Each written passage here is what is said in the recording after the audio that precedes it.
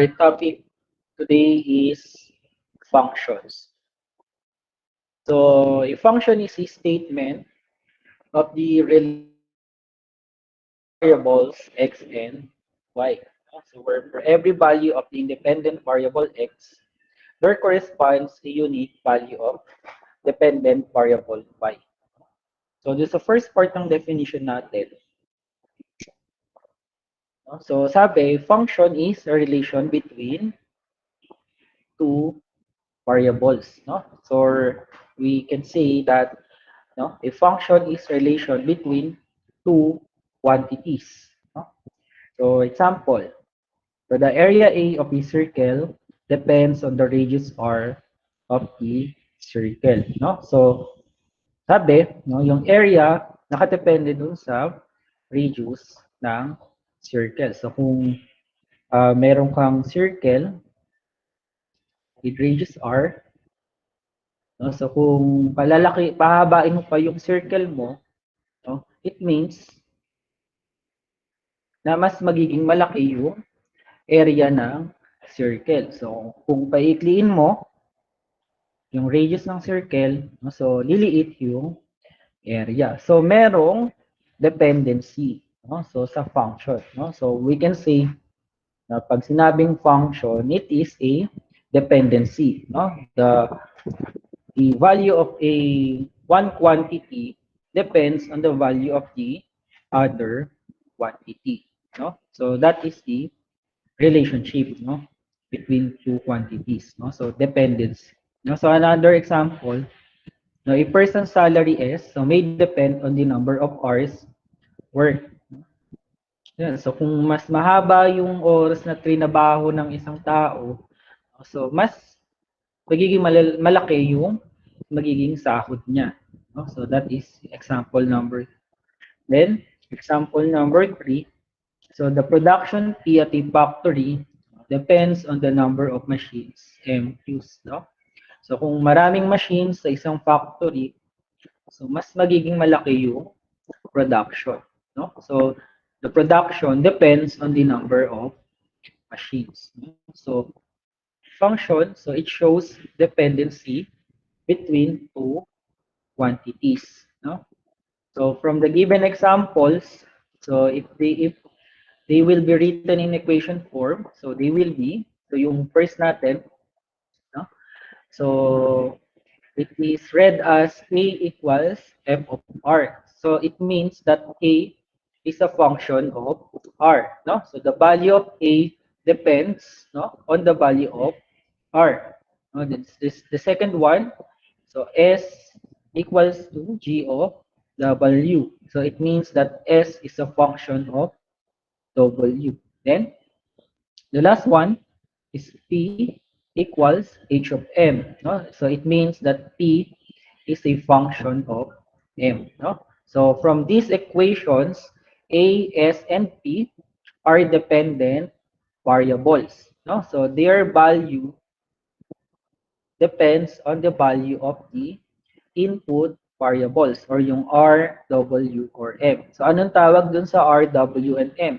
So ang tawag doon are the independent variables. No? So in a function, so meron tayong dependent and independent variables. No? And F, G, and H, no? F, G, and H are symbols to represent the functions. No?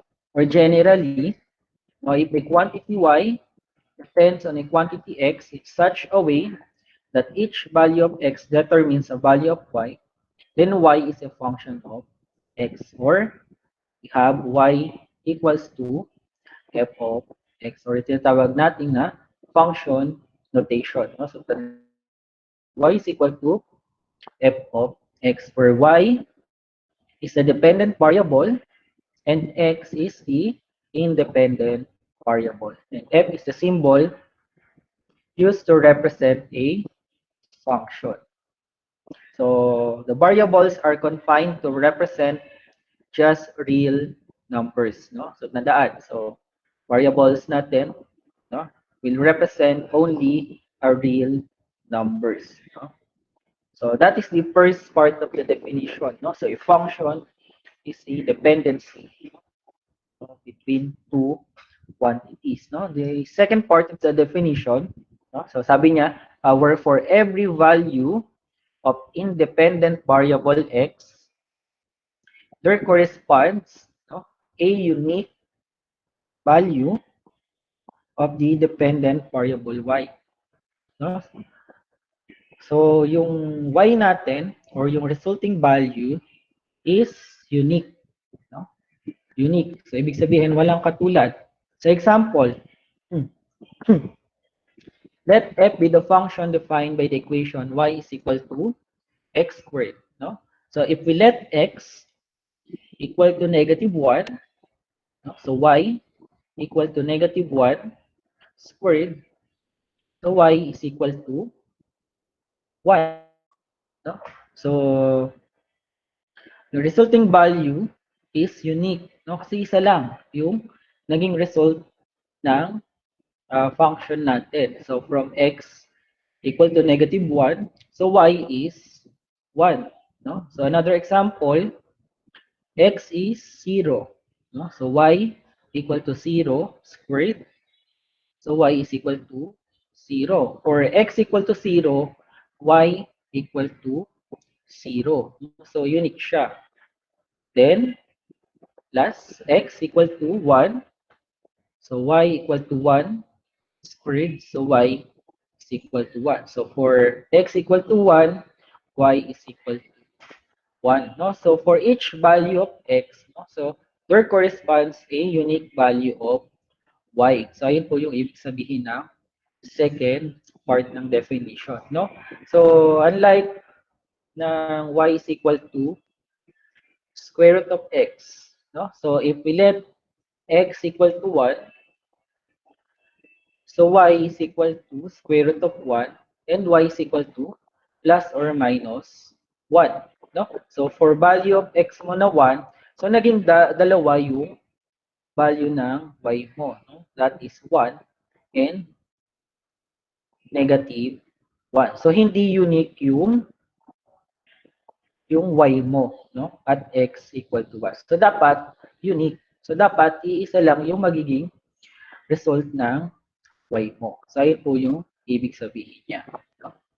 So a function is a set of ordered pairs, no? Another definition of function, in which no two ordered pairs have the same first coordinate. No? So, tandaan, set of ordered pairs, no? No two ordered pairs have the same first coordinate. So, ibig sabihin na walang repetition doon sa x mo, no? Dito sa x, no? So, dapat yung x mo, isa lang siya, no? For doon sa set of ordered pairs mo. So, halimbawa, dito sa function natin na x squared, no? So, -1 is 1. 0, 0. Then, +1 is 1. No? So, napansin natin na walang repetition doon sa lahat magkakaiba. No? Walang umulit. So, unlike doon sa dito sa square root of x, no? So, pag ginawan mo ng set of ordered pairs to, no, 'di ba? At value o at x equal to 1, so y is +1. At 1, no? So x is also -1. So nakita natin may repetition doon sa value ng first coordinate. So sa first ordered pair meron kang +1, no? Sa second ordered pair meron kang +1, no? So umulit yung first coordinate, no? So that is not a function. So dapat walang magkaparehas doon sa set of ordered pairs natin, no? Then moreover, a function may be thought of as a correspondence from set x of real numbers x to a set y of real numbers y. where the number y is unique for a specific value of x, no? So sabi, a function is a correspondence from set x to set y, no? Set x composed of real numbers x and set y composed of real numbers y. So ano yun, no? Set x composed of x, no? So kunin mo yung first coordinates, yung set of ordered pairs mo. So meron kang negative 1, 0, positive 1. Then set y, no? Set of real numbers y. So yung second coordinate, so 1, 0, and 1. No? So meron kang set x and meron kang set y. And meron daw correspondence. No? So negative 1, 1, 0, 0, and 1, positive 1. No? So ayun po yung ibig sabihin niya. No? So meron kang set x and set y. So anong tawag mo dito sa set x? And anong tawag mo sa set y? So ang tawag natin dyan, no? So for the set x, no? So ito, set x, no?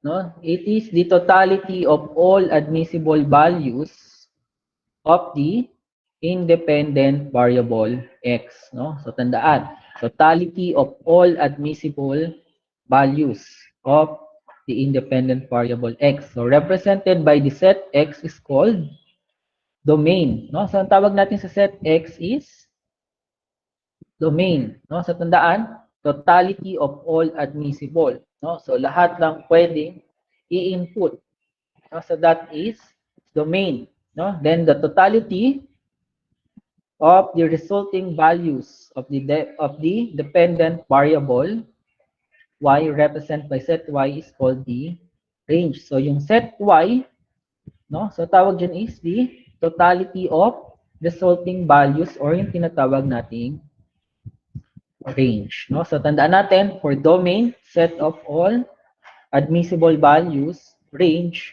no? Set of all resulting values, no? So meron kang domain and range, no? So yun po.